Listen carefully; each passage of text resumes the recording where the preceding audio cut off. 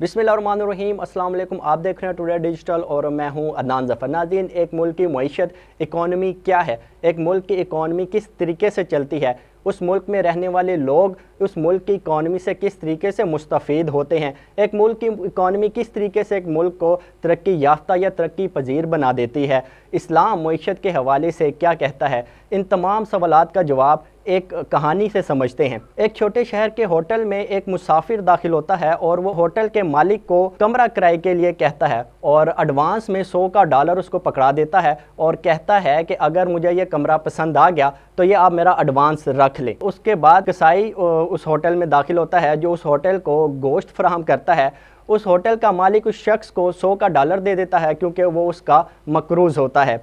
कसाई वो $100 एक और शख्स को दे देता है जो उसको जानवर सप्लाई करता है और वो जो जानवर जिस कसाई को सप्लाई करता था उस शख्स ने वो $100 एक डॉक्टर को दे देता है क्योंकि वो अपने जानवरों की दवाइयाँ उस डॉक्टर से लेता था। वो जो डॉक्टर था वो उस होटल के मालिक का मकरूज़ था क्योंकि उसने उसका किराया देना था, तो वो $100 उस होटल के मालिक को दे देता है और वो नोट जहाँ पर पड़ा था वहीं घूमकर वापस उसी जगह पर आ जाता है। वो शख्स जो कमरा पसंद करने गया था वो वापस आता है और होटल के मालिक को कहता है कि मुझे कमरा पसंद नहीं आया और $100 पकड़ता है और वहाँ से चला जाता है। वो $100 उन तमाम जगहों से घूम कर आ जाता है। वो तमाम लोग जो मकरूज़ थे उस एक $100 की वजह से उन तमाम के कर्ज़े ख़त्म हो जाते हैं और वो जो शख्स कमरा पसंद करने आया था वो अपना $100 लेकर चला जाता है। इस कहानी से हमें ये सबक मिलता है कि पैसों पर सांप बनकर ना बैठो बल्कि इसको लोगों में तकसीम करो। इस्लाम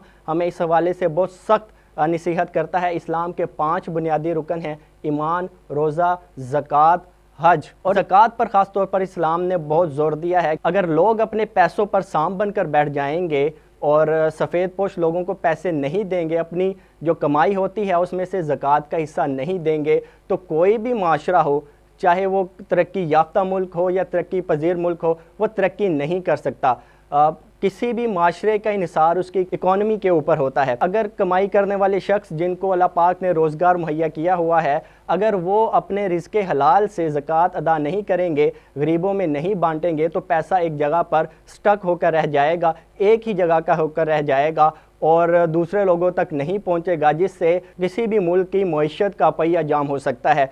अगर आप भी अपना रिज़्क़े हलाल कमाते हैं तो इस्लाम ने बोला है कि अगर फॉर एग्ज़ाम्पल आपके पास आपकी 100 रुपये की कमाई है तो उसमें से सिर्फ ₹2.5 आपने ज़कात देने हैं।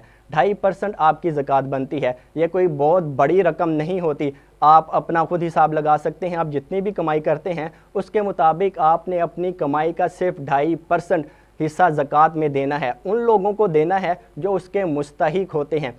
ये $100 की मिसाल आपके सामने है, किस तरीके से $100 ने उन तमाम लोगों के कर्ज़े उतार दिए जिनके वो मकरूज़ थे और वापस $100 वहीं उसी शख्स के पास आ गया जिसका वो मालिक था।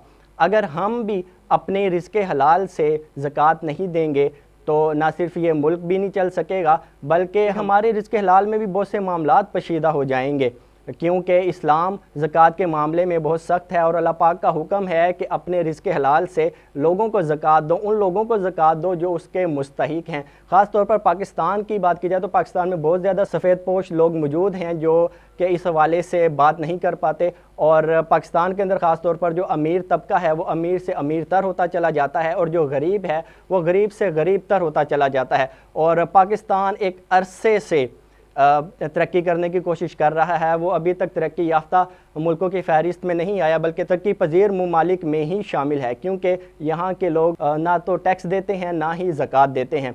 अगर हम ज़कात के पैसे सही जगह पर सही लोगों को पहुँचाएँगे तो उनके भी बहुत से मामलात ज़िंदगी के बेहतर हो जाएंगे। वो उन खुशियों को एंजॉय कर सकेंगे जो एक आम शख्स करता है। वो शख्स करता है जो अच्छी खासी हैंडसम अमाउंट कमाता है। अगर वो अपनी कमाई से सिर्फ 2.5% ज़कात लोगों तक पहुंचाना शुरू कर दे तो पैसा एक जगह पर नहीं रुकेगा बल्कि वो तमाम जगहों पर घूमेगा, जिससे उन तमाम लोगों को फ़ायदा होगा जिनके पास पैसा जाएगा।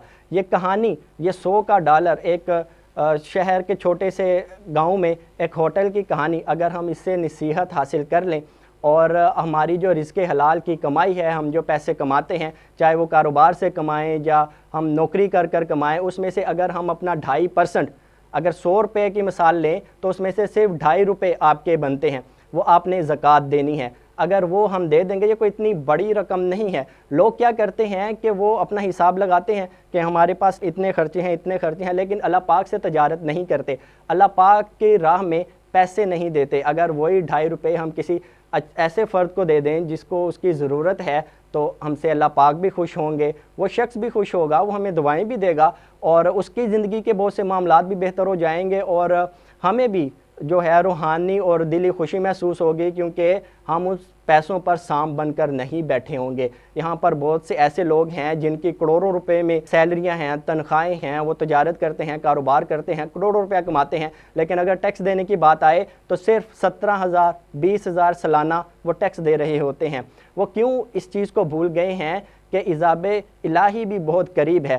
اگر ہم اللہ پاک کے حکموں کو نہیں مانیں گے تو جو نعمت وہ ہمیں دے رہے ہیں ان قریب وہ ہم سے واپس لے لیں گے، اور ہم بھی انہی لوگوں میں شامل ہو جائیں گے جو سفید پوش ہوں گے یا محتاج ہوں گے اور لوگوں سے پیسے مانگتے ہوں گے۔ اسی لیے اگر ہم کسی ملک کی معیشت کو سمجھیں، اگر ہم اپنے ملک کے ساتھ واقعی وفادار ہیں تو زکوٰۃ دینا اور ٹیکس دینا ہم سب پر لازم ہے۔ یہ اس ملک کے اوپر ناانصافی ہوگی اگر ہم ایک ہینڈسم اماؤنٹ کماتے ہیں اور ہم ٹیکس نہیں دیتے یا زکوٰۃ نہیں دیتے۔ ٹیکس دینے سے کسی بھی ملک کی معیشت چلتی ہے، نہ صرف معیشت چلتی ہے بلکہ وہ ترقی یافتہ بھی ہوتا ہے، اور وہاں کے رہنے والے لوگوں میں نئے کاروبار کے مواقع بھی پیدا ہوتے ہیں۔ امید ہے کہ آپ کو یہ پیغام، یہ میسیج ضرور سمجھ آیا ہوگا۔ اسی کے ساتھ اپنے میزبان انان ظفر کو اجازت دیجیے۔ اللہ حافظ۔